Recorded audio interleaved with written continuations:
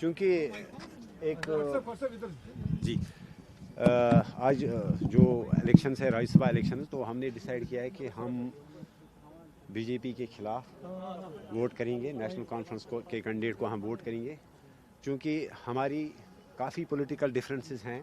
ہم نے کچھ ریزولوشنز، ہم نے کچھ بلز جو ہیں اسمبلی کے پچھلے سیشن میں بھی اور اس سیشن میں بھی جو ہے ہم نے سبمٹ کی تھی، لیکن انفارچونیٹلی ہماری نہ تو ان بلز کو اور نہ ہی ریزولوشنز کو ان کو نہ ایکسیپٹ کیا گیا اور نہ ہی ان کو ٹیبل کیا گیا.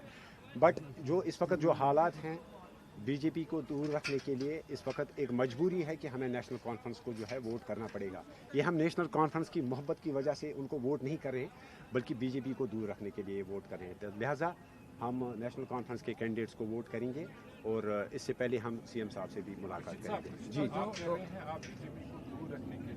جی جی جی جی کیا نیشنل کانفرنس کی پھر اگر سیٹنگ ہوگی تو آپ کا ووٹ کہاں جائے گا؟ دیکھیے وہ تو ایزمپشن سے کام نہیں چلتا ہے، بعد میں کیا ہوگا وہ بعد کی بات ہے.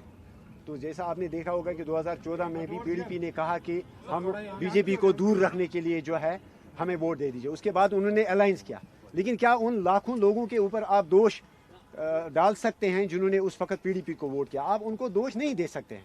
اس وقت ہمیں اس وقت کے حالات دیکھنے ہیں. کم سے کم ایٹ لیسٹ اگر بی جے پی کو دور رکھنا ہے، بی جے پی کے چوتھے کینڈیڈیٹ کو بھی اگر ہرانا ہے، تو ہمیں کہیں نہ کہیں جو ہے نیشنل کانفرنس کو ووٹ کرنا ہے. اور ایبسٹین کرنے سے ظاہر سی بات ہے کہ نیشنل کانفرنس کو نقصان ہوتا، بی جے پی کو فائدہ ہوگا. نیشنل کانفرنس کو نقصان ہو کیا نہ ہو اس سے ہمیں زیادہ لینا دینا نہیں ہے، لیکن ہمارا یہ جو مقصد ہے کہ ہم بی جے پی کو دور رکھنا چاہتے ہیں. ہم چاہتے ہیں کہ چوتھی سیٹ پہ بھی جو ہے بی جے پی جو ہے وہ ناکام ہو. کیا کوئی ڈیمانڈز رکھی ہے آپ نے این سی کے سامنے؟ دیکھیے ڈیمانڈس کا وقت نہیں ہے اس وقت. شاید اگر ہم پرائمری ڈیمانڈس ہماری تھی، ہماری بلز کو، ہماری ریزولوشنز کو جو ہے ان کو ایکسیپٹ کیا جاتا، ان کو ٹیبل کیا جاتا.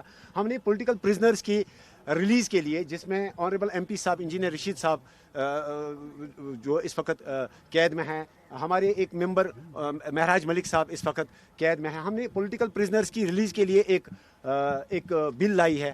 ہم نے ریزرویشن کے حوالے سے ایک ریزولوشن لائی، اس ریزولوشن کو بھی جو ہے اس کو ایکسیپٹ نہیں کیا گیا.